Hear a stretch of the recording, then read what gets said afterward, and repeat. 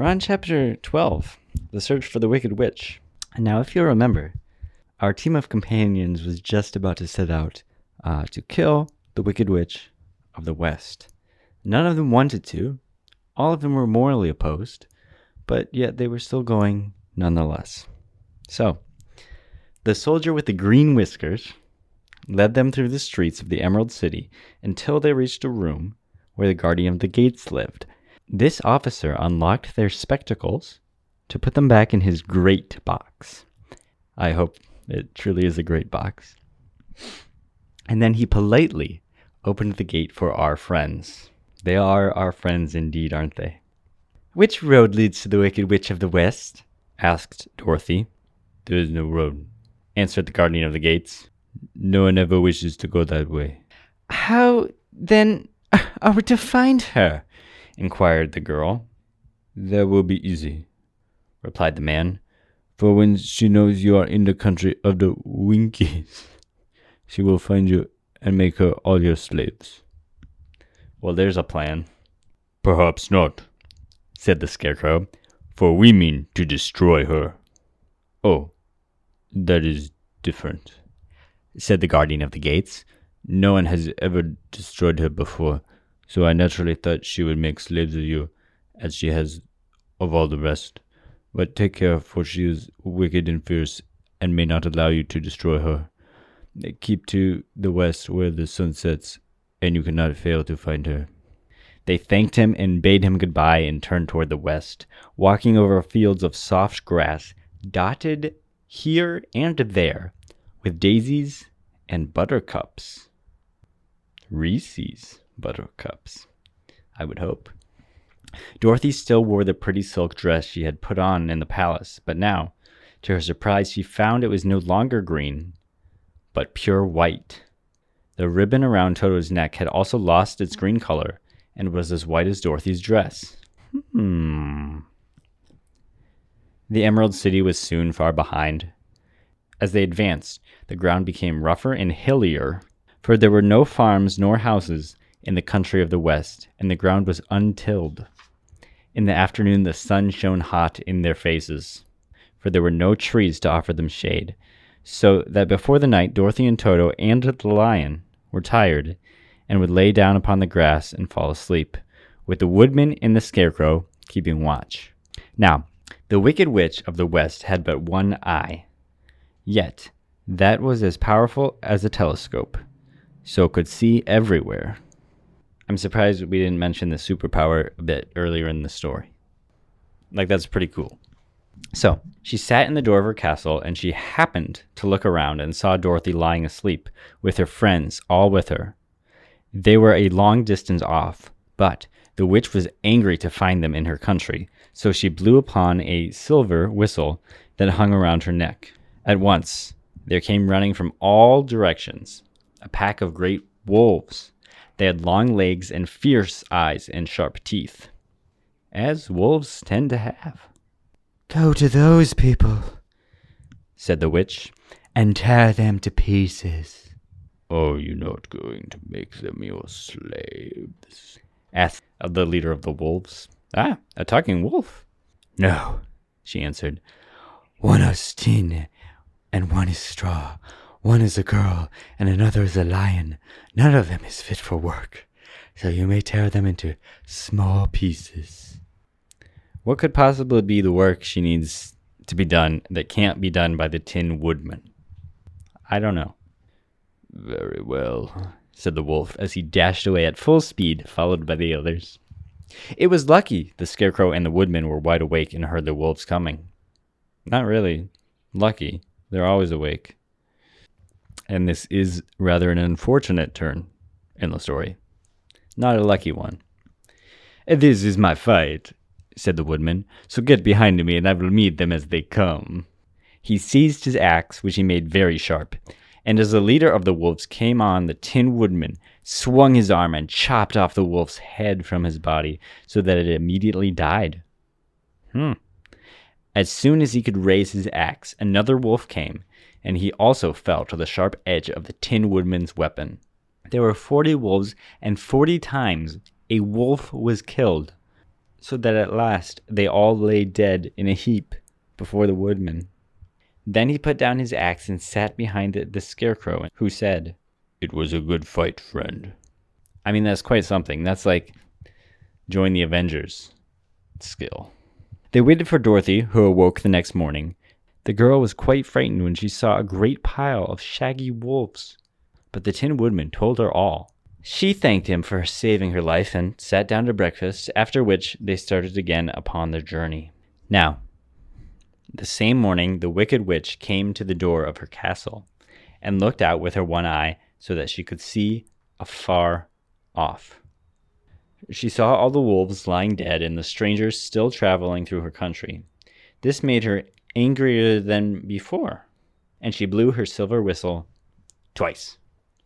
Straight away, a great flock of wild crows came flying towards her, enough to darken a sky, and the witch said to the King Crow, "Fly at once to the strangers, peck out their eyes, and tear them to pieces." Okay, I don't want to have a go, but I feel like crows are less scary than wolves. I don't know. The wild crows flew in one great flock toward Dorothy and her companions. When the little girl saw them coming, she was afraid. But the Scarecrow said, "This is my battle, so lie down beside me and you will not be harmed." Yeah, also they have a scarecrow, so what was she thinking? So they all lay upon the ground except for the Scarecrow, and he stood up and stretched out his arms. And when the crows saw him, they were frightened, as birds always are by scarecrows. Always. And did not dare to come any nearer. But the King Crow said, "It is only a stuffed man. I will peck out his eyes. Caw, caw. Plot twist." The King Crow flew at the Scarecrow, who caught it by the head and twisted its neck until it died. Then another crow flew at him, and the Scarecrow twisted its neck also. There were 40 crows, and 40 times the Scarecrow twisted a neck until all were lying dead beside him. He called his companions to rise, and again they went upon their journey. When the Wicked Witch looked out again and saw all her crows, lying in a heap, she got into a terrible rage and blew 3 times upon her silver whistle. I mean, that one really was her bad, I think. It was pretty dumb on her part. Forthwith, there was heard a great buzzing in the air, and a swarm of black bees came flying towards her. "Go to the strangers and sting them to death," commanded the witch, and the bees turned and flew rapidly until they came to where Dorothy and her friends were walking. They're doomed. They're done for. Unless they're talking bees, maybe they could negotiate. But the woodman had seen them coming, and the Scarecrow had decided what to do. "Take out my straw and scatter it over the little girl and the dog and the lion," he said to the woodman, "and the bees cannot sting them." This the woodman did, and as Dorothy lay close beside the lion and held Toto in her arms, the straw covered them entirely. The bees came and found no one but the woodman to sting, so they flew at him and broke off all their stings against the tin, without hurting the woodman at all. And the bees cannot live when their stings are broken. And that was the end of all the black bees, and they lay scattered thick about the woodman, like little heaps of fine coal. Again, what is scarier, a bee or a wolf? Then Dorothy and the lion got up, and the little girl helped the Tin Woodman put the straw back into the Scarecrow again until he was as good as ever. So they started on their journey once more. The Wicked Witch was so angry when she saw her little black bees in heaps like a fine coal that she stamped her foot and tore her hair and gnashed her teeth. Who does that?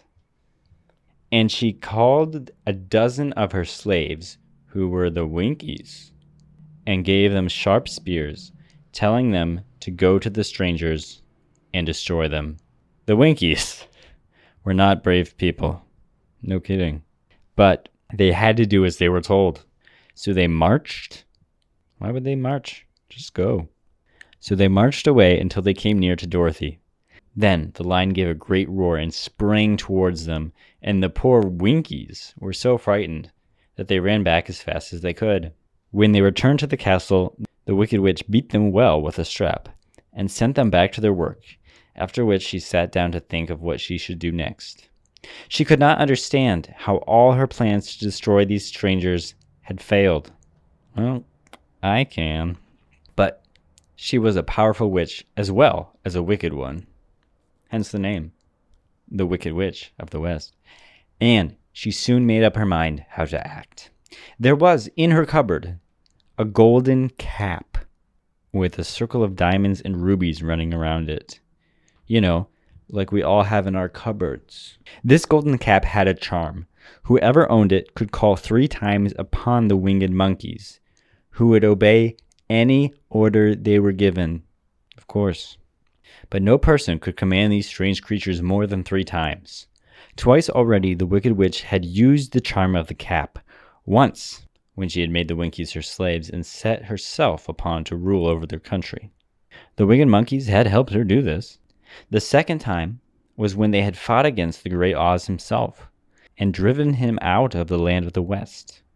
The winged monkeys had also helped her in doing this.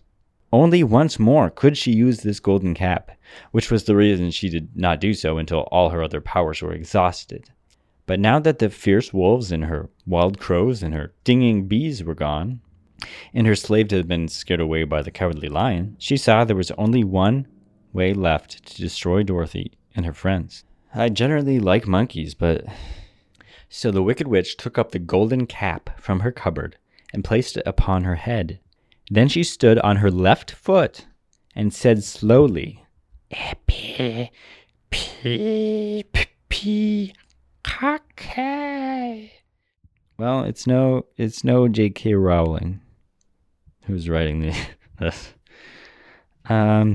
Next, she stood on her right foot and said, "Hello, hello, hello."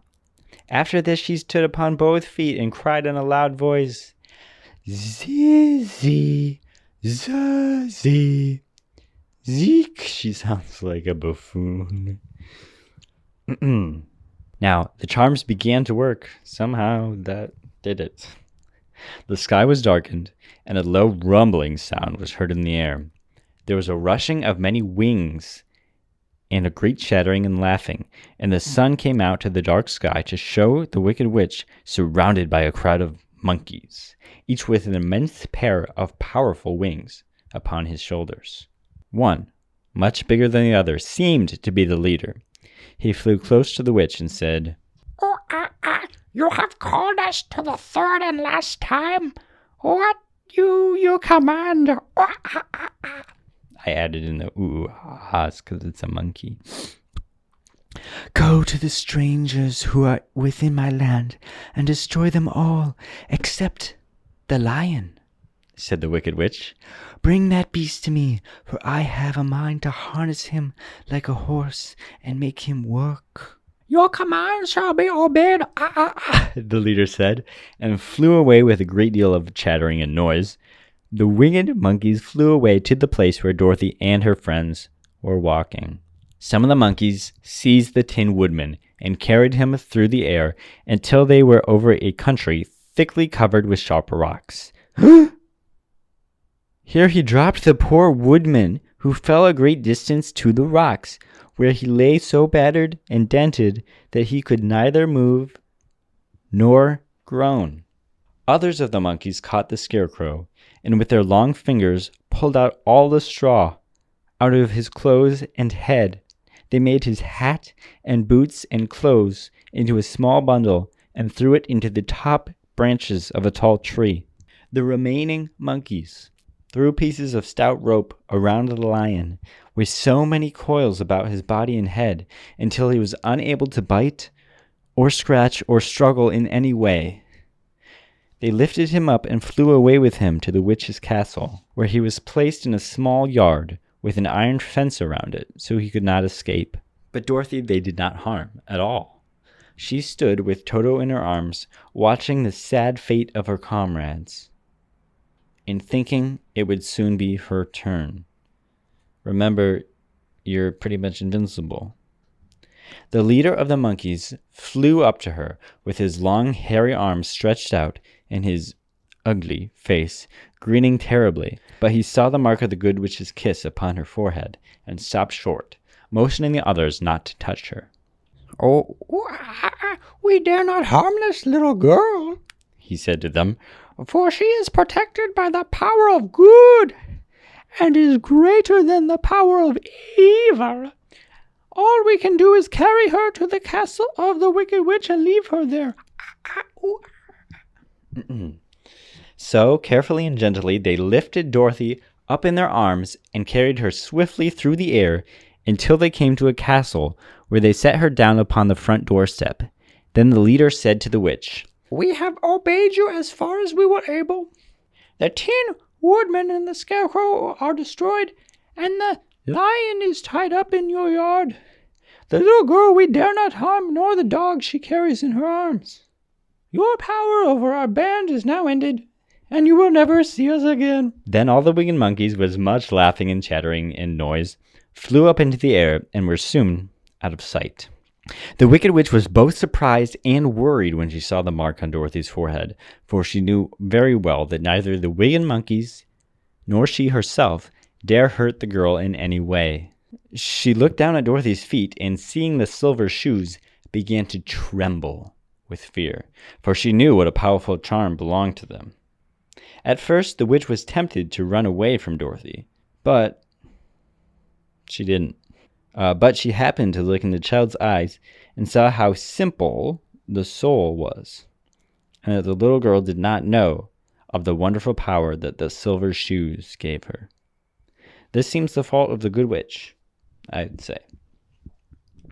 So the wicked witch laughed to herself and thought, "I can still make her my slave, for she does not know how to use her power." She probably has smelly feet, too. Then she said to Dorothy harshly and severely, "Come with me, and I will see that you mind everything I tell you. For if you do not, I will make an end of you, as I did the Tin Woodman and the Scarecrow."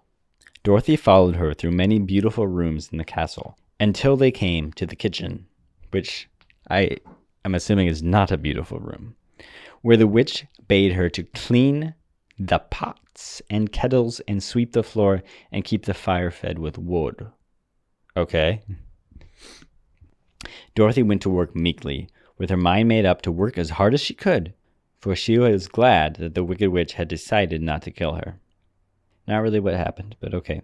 I just think if you're kidnapped by a Wicked Witch, you're allowed to do a mediocre job with the kettles. Just my 2 cents. With Dorothy hard at work, the Wicked Witch thought she would go to the yard and harness the Cowardly Lion like a horse. It would amuse her, she was sure, to be able to draw her chariot whenever she wished to go for a drive. But she opened the gate where the lion gave a loud roar and bounded at her so fiercely that the witch was afraid and ran out and shut the gate again. "If I cannot harness you," said the witch to the lion, speaking through the bars of the gate, "I can starve you. You shall have nothing to eat until you do as I wish." So after that she took no food to the imprisoned lion, but every day she came to the gate at noon and asked, "Are you ready to be harnessed like a horse?" What a question.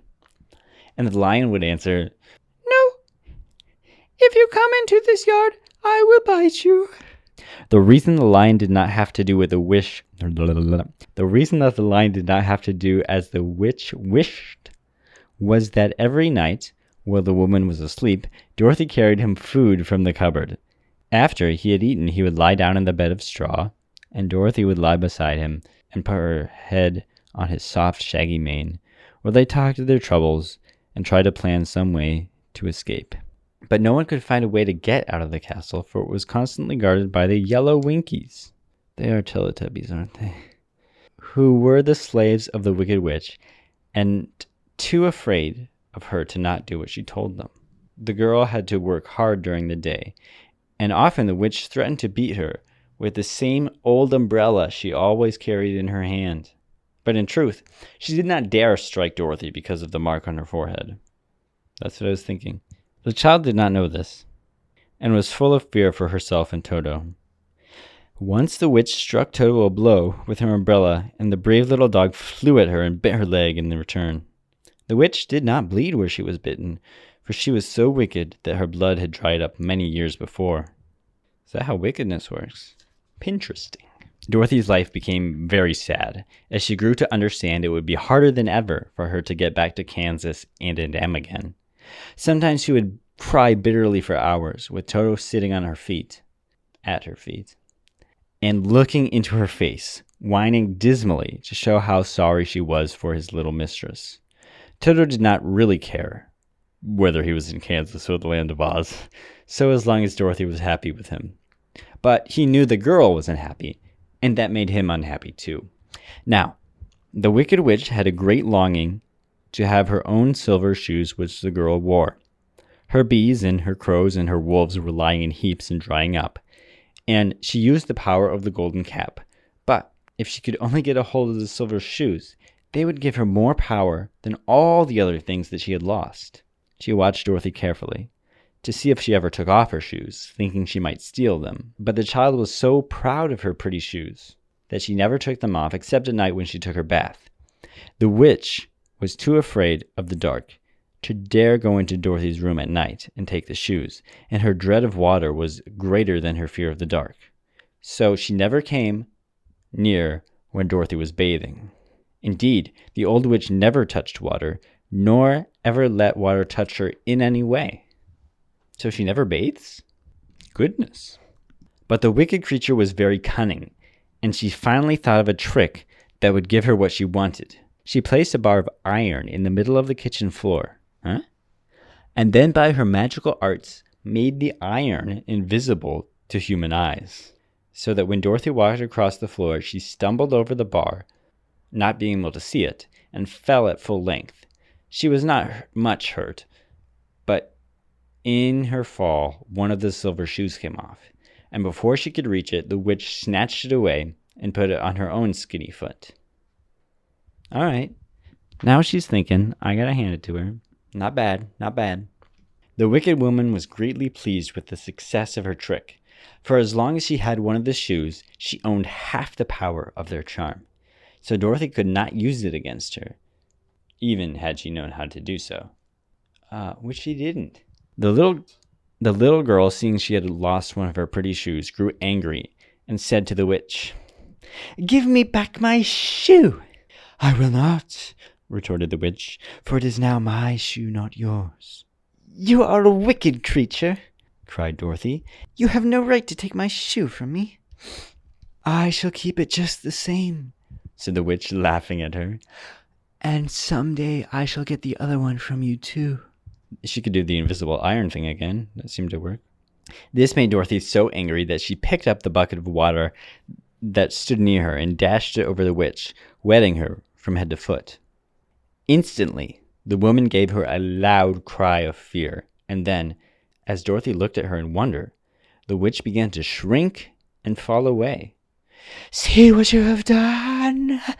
she screamed. "In a minute I shall melt away." Oh, that seemed easy. I thought that was going to be the climax of the book. And let's be honest, we're halfway through it. I don't know what's happening.